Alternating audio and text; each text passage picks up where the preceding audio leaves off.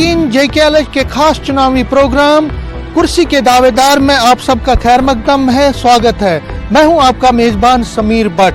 जैसे कि आपको पता ही है कि अब लोकसभा के इलेक्शन में कुछ वक्त ही रह गया है और चुनावी सरगर्मियां हैं वो अब अरूज पे होने वाली हैं। उनकी सभी पार्टी, जिसमें बीजेपी हो, कांग्रेस हो, PDP, नेशनल कॉन्फ्रेंस या जितनी भी पार्टीज हैं जम्मू कश्मीर में, वो भी अब कमर बस्ता हो गई है इन इलेक्शंस के लिए। और अगर हम जम्मू कश्मीर की बात करें, यहाँ पे 6 पार्लियामेंट की सीट्स हैं लद्दाख को मिला के।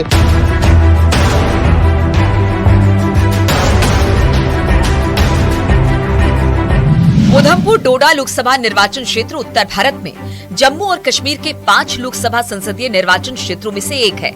ये निर्वाचन क्षेत्र 20,230 वर्ग किलोमीटर के पर्वतीय हिमालयी भूभाग को कवर करता है। ये किश्तवाड़, रामबन, कठुआ, डोडा और उधमपुर जिलों से बना है। उधमपुर निर्वाचन क्षेत्र में कुल मतदाताओं की संख्या 16,22,585 है, जिसमें पुरुष 8,45,033 और महिलाएं 7,77,552 है। उधमपुर कठुआ डोडा कॉन्स्टिट्यूंसी की अगर हम बात करें तो इस कॉन्स्टिट्यूंसी में पिछले 2 टर्म में 2014 और 2019 में बीजेपी के डॉक्टर जितेंद्र सिंह ने जीत हासिल की, 2014 में भी और 2019 में भी। 2014 में जब उन्होंने ये इस सीट पे जीत हासिल की तो उसके बाद उनको यूनियन मिनिस्टर बनाया गया और 2019 में जब दोबारा उन्होंने जीत हासिल की तो दोबारा उनको इस कॉन्स्टिट्यूंसी की जीत के बाद दोबारा यूनियन मिनिस्टर बनाया गया और PMO में वो कार्यरत हैं। अगर हम इसको सीट की बात करें तो ये एक बहुत बड़ी सीट है। इसका जो रुतबा है पॉपुलेशन के हिसाब से भी नॉर्थ इंडिया की अगर हम बात करें तो one of the biggest constituencies है उधमपुर कठुआ डोडा कॉन्स्टिट्यूंसी।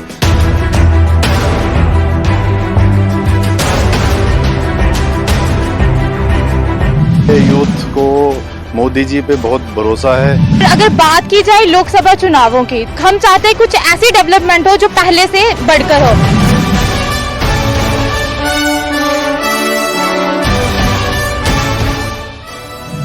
अनएम्प्लॉयमेंट बहुत है सर, तो मेरा यही रहेगा कि एक सशक्त सरकार बनकर आए और सर युवाओं पे ज्यादा जोर दिया जाए।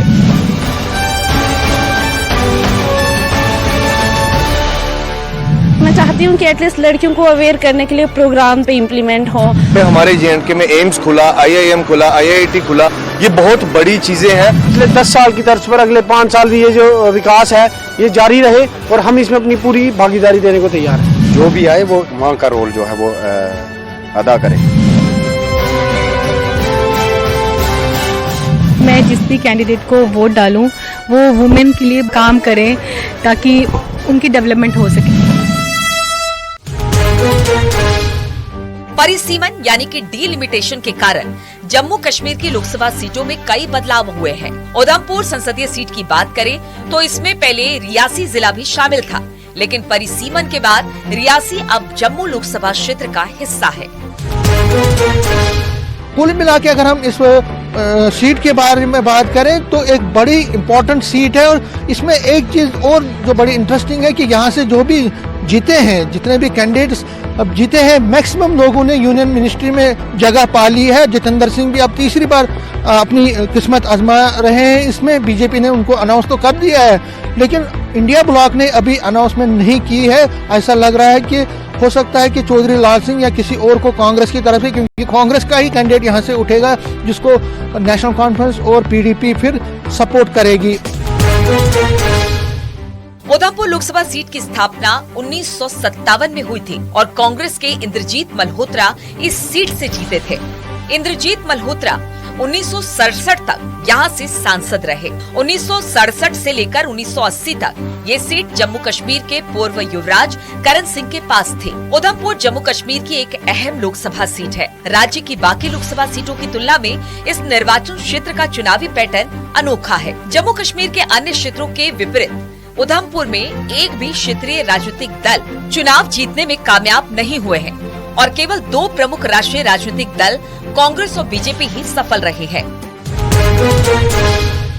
साल 2014 के लोकसभा चुनाव में उधमपुर लोकसभा सीट से बीजेपी के डॉक्टर जितेंद्र सिंह ने जीत हासिल की थी। उन्होंने कांग्रेस उम्मीदवार गुलाम नबी आजाद को हराया था। भाजपा के जितेंद्र सिंह को 4,87,368 वोट मिले थे, तो वहीं गुलाम नबी आजाद को 4,26,393 वोट मिले थे।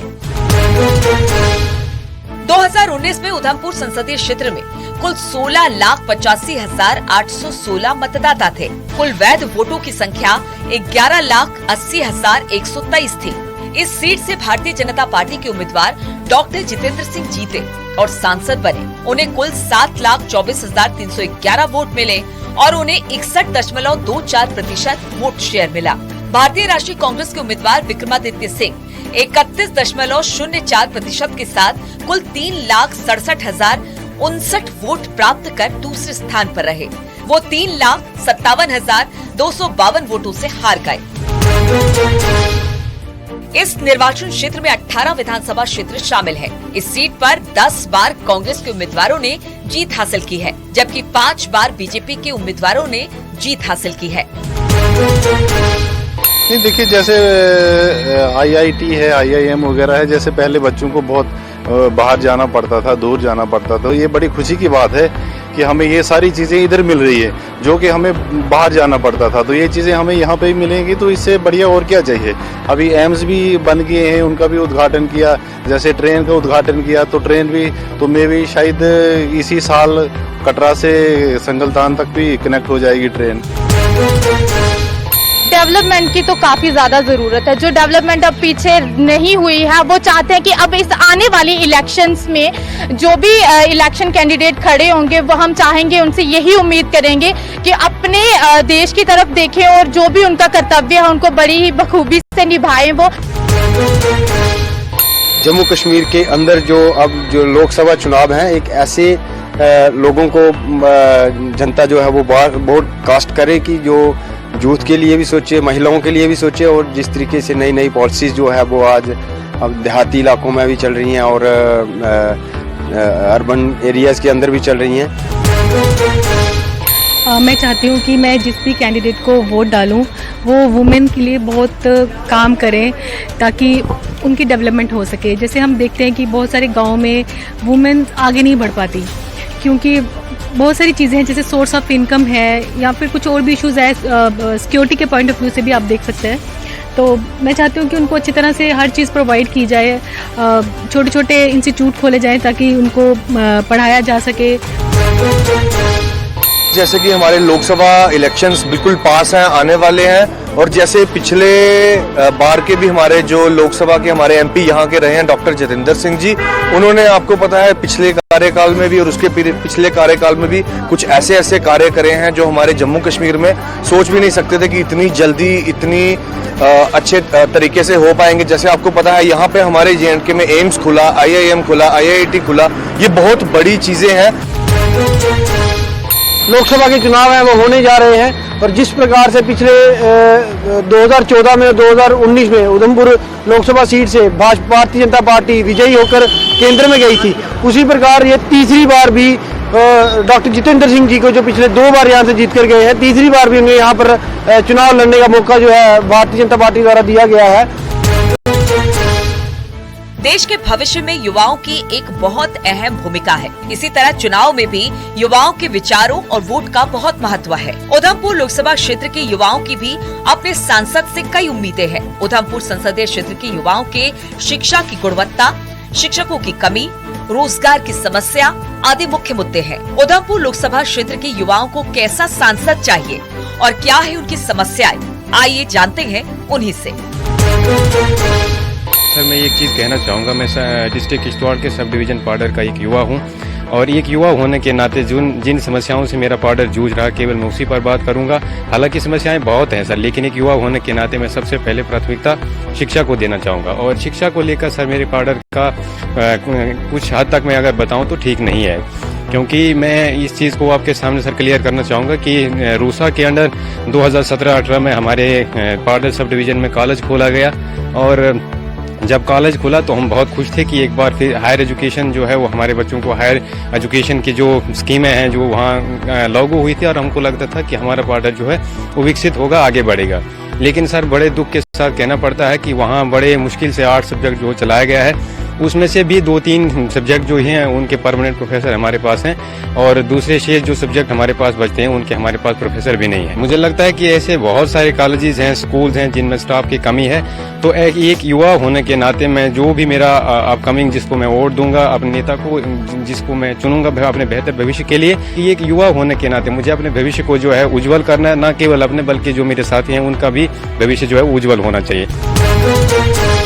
सर मैं एक यूथ होने के नाते यही कहूँगा कि जो अनएम्प्लॉयमेंट का रेशो जो हमारे पूरे भारत में बढ़ रहा है, तो सर मैं जिला किश्तवाड़ के उपखंड पाडर का रहने वाला हूँ, तो सर वहाँ पर भी अनएम्प्लॉयमेंट बहुत है सर। तो मेरा यही रहेगा कि एक सशक्त सरकार बनकर आए और सर युवाओं पे ज़्यादा जोर दिया जाए। और रही बात शिक्षा की, तो मैं एक विद्यार्थी हूं, मैं यही सरकार से यही गुहार लगाना चाहूँगा कि शिक्षा के स्तर में कार्य करें, क्योंकि अभी भी बहुत से शिक्षा संस्थान ऐसे हैं जहां पर टीचर्स की कमी है। तो मेरा यही रहेगा, सरकार से यही डिमांड रहेगी कि ज़्यादा से ज़्यादा शिक्षा के क्षेत्र में भूमिका निभाई जाए।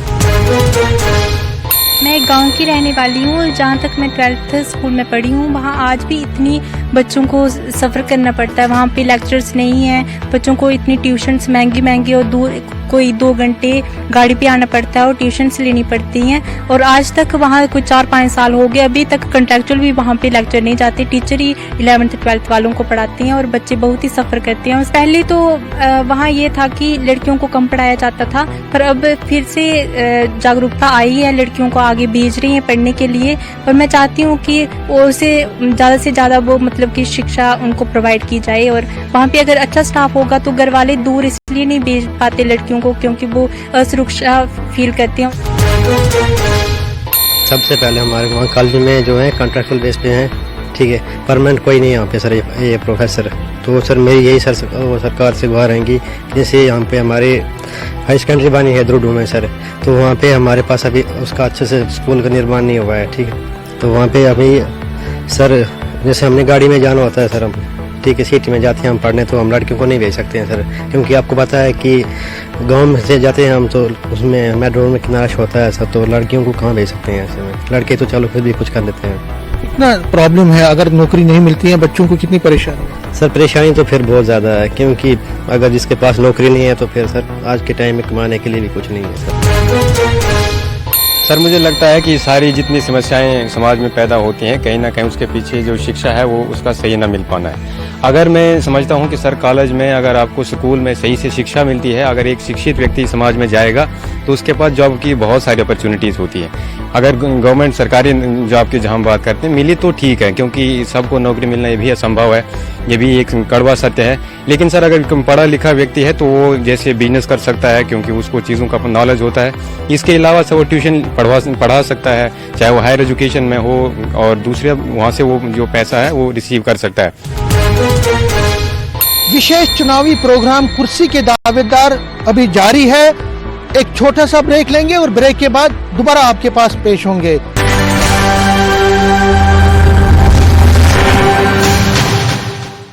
जलकर राख, दमकल कर्मियों ने आग पर काबू पाया। ग्रेटर नोएडा में चौकीदार की हत्या का खुलासा, रिटायर्ड सीईओ के बेटे ने की हत्या, आला कत्ल भी किया गया बरामद। मुख्तार अंसारी की मौत मामले की जांच करने पहुंचे अधिकारी, एसीजेएम और न्यायिक जांच अधिकारी गरिमा सिंह, एडीएम राजेश कुमार पहुंचे बांदा जेल। जौनपुर में पुलिस ने 2 शातिर चोरों को किया अरेस्ट, कब्जे से। ब्रेक के बाद आप सबका फिर एक बार स्वागत है। हम बात कर रहे हैं उधमपुर डोडा कठुआ कॉन्स्टिट्यूंसी की। अब इस पैकेज के जरिए हम जानेंगे कि आखिर लोग क्या चाहते हैं, जो वुमेन folk है वो क्या चाहती है, जो अनएम्प्लॉयड यूथ है वो क्या चाहते हैं। आइए देखते हैं इस पैकेज के जरिए। अगर उधमपुर लोकसभा क्षेत्र की महिलाओं की बात करें तो चुनाव से उन्हें भी काफी उम्मीदें हैं। आगामी लोकसभा चुनाव के लिए क्या है उधमपुर की महिलाओं और बेटियों के विचार और मुद्दे, आइए उन्हीं से जानते हैं। हम देखते हैं कि सिटीज़ में तो बहुत सारी फैसिलिटीज़ हैं, बट रूरल एरियाज़ में इतनी नहीं है।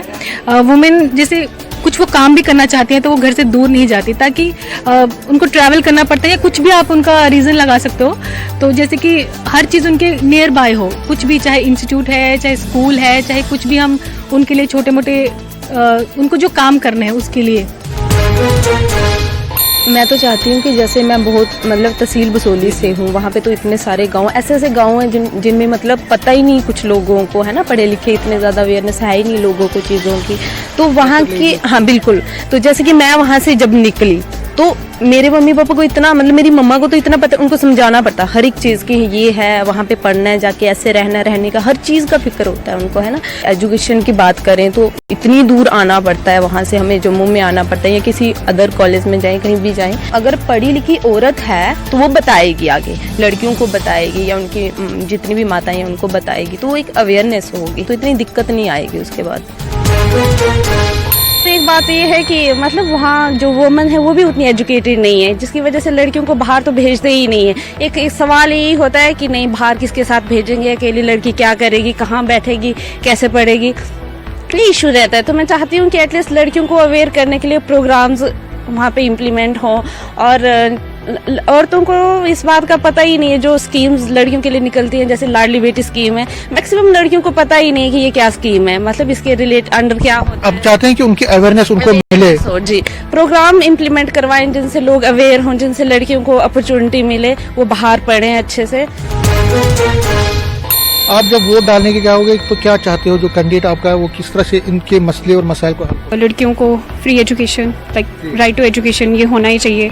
जैसे कि कहते हैं कुछ लड़कियां मतलब पढ़ नहीं पाती हैं या कुछ कर नहीं पाती हैं, तो उनकी जल्दी भी शादी कर देते हैं। तो लड़कियों में अवेयरनेस तभी आएगी जब उन्हें मतलब एजुकेशन का राइट होगा। तो मेन चीज़ तो यही है, एजुकेशन ही। अगर एजुकेटेड लड़कियां होंगी तो वो अपने हक के लिए, अपने राइट्स के लिए मतलब लड़ सकती हैं। महिलाओं और युवाओं के तबके के अलावा आम जनता को भी आगामी चुनाव से कई आशाएं हैं। लोग सड़क, बिजली, पानी आदि सुविधाओं के साथ रोजगार और शिक्षा के मुद्दों पर उधमपुर लोकसभा क्षेत्र में विकास चाहते हैं। पहले तो बहुत कुछ हुआ है, जैसे हमारी रोडें, गांव-गांव में रोडें गई हैं, बिजली गई है, पानी गया है, और अभी भी कुछ काम ऐसे पेंडिंग हैं, जो कुछ हमारे रोड्स वगैरह हैं जो पेंडिंग है, जैसे हमारा ठाठरी चंबा रोड है, वो काफ़ी देर से डिमांड पेंडिंग में है वो। तो हम चाहते हैं कि उसको भी जल्दी से जल्दी काम शुरू किया जाए, ताकि जो वहाँ की यूथ है जिनको कोई अभी काम शाम नहीं मिला है तो वो भी वहाँ पे एडजस्ट हो जाएं। जैसे हमारा दुनादी का प्रोजेक्ट अभी पेंडिंग में पड़ा हुआ है, तो उसको भी जल्द से जल्द शुरू किया जाए।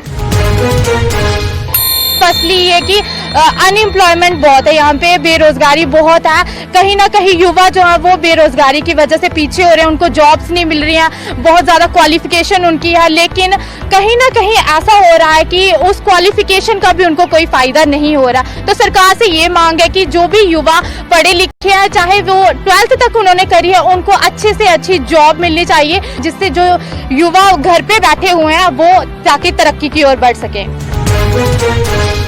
सबसे ज़्यादा जो हमें चेंजिंग जो देखने को मिली है वो रोड कनेक्टिविटी की, जो हमें ज़मीनी सतह पर जो देखने को मिली है, जो चेंजिंग लाने की ज़रूरत है वो सबसे पहले है एजुकेशन सेक्टर में।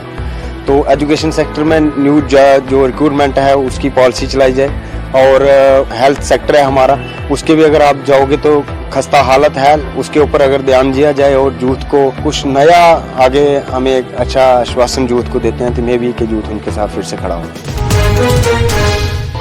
मैं यही चीज़ कहना चाहता हूं, जो हमारे एमपी साहब हैं उनका एक विजन है, उनको पता है कि हमारे J&K में किस किस चीज़ों की ज़रूरत है, और एक जो गरीब तबके के लोग होते हैं जो गाँवों में रहते हैं उनको किस किस चीज़ की ज़रूरतें हैं वो काफ़ी हद तक पूरी हो रही हैं। कि यूथ, जैसे आपको पता है आज के समय में नशे की तरफ काफ़ी डाइवर्ट हो रहा है, तो मैं चाहता हूं कि जो हमारे यहाँ पे जैसे स्पोर्ट्स को लेके कुछ चीज़ें हैं, हमारे कॉलेजेस में, स्कूल्स में प्रमोशन तो इस चीज़ की होती है, बाकी जैसे खेलने के लिए हमारे यहाँ पे टाउन हॉल है, पर वो भी आजकल छोटा हो गया, साथ में स्टेडियम है, उसका काम भी लगा। मैं चाहता हूँ इसके अतिरिक्त भी इंडोर आउटडोर गेम्स के लिए अच्छी अच्छी व्यवस्थाएं बनाई जाए।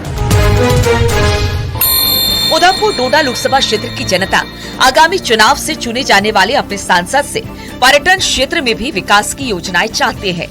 लोगों के अनुसार उधमपुर डोडा में पर्यटन के कारण रोजगार के कई दरवाजे खुलेंगे। इसके साथ ही लोग अपने क्षेत्र में अधूरे प्रोजेक्ट्स को पूरा करने वाले उम्मीदवार का साथ देंगे। आगामी चुनाव में उधमपुर डोडा लोकसभा क्षेत्र के लोग युवाओं, शिक्षा क्षेत्र और रोजगार जैसे मुद्दों पर ध्यान देने वाला सांसद चाहते हैं।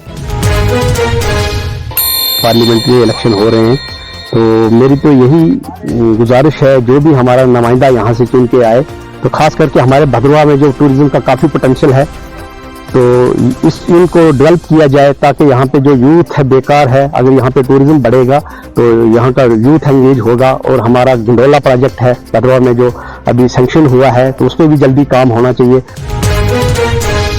अगर बात करूं मैं युवाओं की, तो युवाओं को जो रोजगार की बात है, अगर हम जम्मू कश्मीर की बात करें, पिछले कुछ समय में सब इंस्पेक्टर की पोस्ट आप देख लीजिए, या फिर जेई की पोस्टें देख लीजिए, और इस प्रकार से कई सारी पोस्टें हैं जिनका रिजल्ट आकर उन युवाओं को है जो ज्वाइन भी करा दिया गया है। इसी प्रकार अब रोजगार की तरफ भी हमारी सरकार का ध्यान पूरी तरह से केंद्रित हो चुका है। ये जो हमारा टनल है छतरगला का जो प्रोजेक्ट है, सबसे बड़ा प्रोजेक्ट है। 4-5 साल हो गए इसको, बोलते हैं आज चालू होना है, कल होना है, लेकिन हमारे बच्चे जो हैं दर हैं, इंजीनियरिंग की है, घर में बैठे हैं, कोई काम नहीं, कोई कुछ नहीं है। तो उधमपुर से भी बच्चे आ सकते हैं, डोडा से भी आ सकते हैं, किश्तवाड़ से भी आ सकते हैं, और हमारा प्रोजेक्ट ये चालू हो जाएगा। ये प्रोजेक्ट बहुत जरूरी है। जो भी ये प्रोजेक्ट का काम शुरू करेगा तो हम उसी को वोट भी करेंगे। मैं कहना चाहता हूँ कि जो भी लीडर बनकर आए हैं, तो हमारे बेरोजगारी पे बात करें, काम करें, और हायर एजुकेशन पे बात करें और उस पे काम करें कि हमारे यहाँ पे एजुकेशन सबसे पहले, जितने भी बच्चे एजुकेटेड होंगे तो वो बेरोजगार नहीं होंगे। उधमपुर डोडा संसदीय निर्वाचन क्षेत्र की जनता चाहती है कि उनका उम्मीदवार दूर दराज के इलाकों में विकास की योजनाएं लाएं। लोग चाहते हैं उनके सांसद संपर्क मार्गों के विकास और रोजगार में बढ़ावे के प्रति कार्य करें। जितने भी गरीब एरिया हैं, तो उनके लिए वो खुद कोशिश करेंगे। बस यही मुबारक है, जो भी मिनिस्टर कामयाब होकर आएगा। मैं ये लीडर उनको बोलना चाहता हूँ कि यहाँ पर फ्लोरिकल्चर का बहुत जोर है, लोगों को सड़क की बहुत मुश्किल है, और दूर दराज इलाके हैं, उनको नजरों में रखें। इधर हमें इतनी दिक्कत है कि पीठ पर या घोड़ों पर फूलों को लाना पड़ता है, तो फिर रोड में पहुँचाने सूख जाते हैं, खराबी हो जाती है लोगों की, तो फूल सही सलामत मंडी में नहीं पहुँच पाते। तो लीडरों को ये कहना चाहता हूँ कि हर स्कीम गरीब लोगों तक पहुँचे। ओवरऑल हम देखें तो इलेक्शन जो पिछली बार जो सरकार ने वादे किए थे, जैसे एम्स का वादा किया था सरकार ने कि जम्मू कश्मीर में एम्स देंगे, 2 दिए हुए हैं एम्स, कश्मीर में भी है और जम्मू में भी है। और हम उम्मीद करते हैं जो नए कैंडिडेट अब आ रहे हैं कि आगे जो एम्स में जो भर्ती हो, खुली भर्ती हो, काफ़ी हज़ारों की तादाद में वहाँ भर्ती होगी जो एम्स खुले, या टूरिज्म में जो नए अब पोस्टें आएंगी।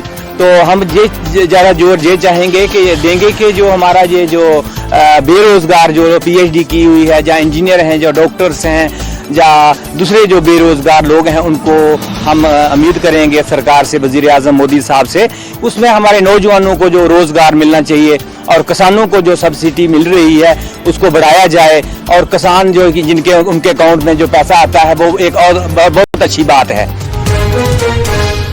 हम यही डिमांड करते हैं, जो भी नुमाइंदा जीत के आए वो हमारे शहर को सुंदर बनाए, और बेरोजगार जो लड़के हैं, पढ़े लिखे जो लड़के हैं, या फिर जो डेली वेजर हैं, PHE के जो भी डिपार्टमेंट के हैं, उनको भी पक्का किए जाए। तो चुनाव तो एक लोकतंत्र का एक बहुत बड़ा हिस्सा है। जब चुनाव को तो हम एक त्यौहार की तरह मानते हैं, लेकिन पहले भी चुनाव हुए हैं, आज भी चुनाव सिर पर है। अलग अलग पार्टियां अपने अपने कैंडिडेट दे रही हैं। लोगों को ऐसा लगना चाहिए कि ये हमारा कैंडिडेट है, ये हमारी मूलभूत जो हमारी सुविधाएं हैं ये उनको पूरा करेगा। ये नहीं है कि 5 साल के बाद आएगा तो लोगों को ठग कर चले जाएगा, ऐसा नहीं होना चाहिए। चाहे किसी भी पार्टी का जो कैंडिडेट हो वो लोगों में लोकप्रिय होना चाहिए और लोगों का हमदर्द होना चाहिए। उधमपुर डोडा लोकसभा क्षेत्र के मतदाताओं को आगामी चुनाव में राजनीतिक दलों से काफी उम्मीदें हैं। जनता के पास बेरोजगारी, सड़क निर्माण, शिक्षा आदि जैसे बहुत सारे मुद्दे हैं जिन पर वो जीतने वाले उम्मीदवार का ध्यान खींच सकते हैं। आने वाले चुनाव में जनता किसका साथ देगी और कौन इस निर्वाचन क्षेत्र की कुर्सी का असल दावेदार बन पाएगा, ये तो जनता का वोट और चुनाव के परिणाम ही बताएंगे। तो ये था हमारा विशेष चुनावी प्रोग्राम कुर्सी का दावेदार। बहुत सारी चीज़ों को हमने इस प्रोग्राम में छूने की कोशिश की। हमें पूरी उम्मीद है कि आप दर्शकों को ये प्रोग्राम अच्छा लगा होगा। नए हफ्ते हम नई किसी सीट के बारे में आपको जानकारी देंगे। तब तक मुझे और मेरे कैमरामैन साहिबा भट्ट को दीजिए इजाजत। नमस्कार।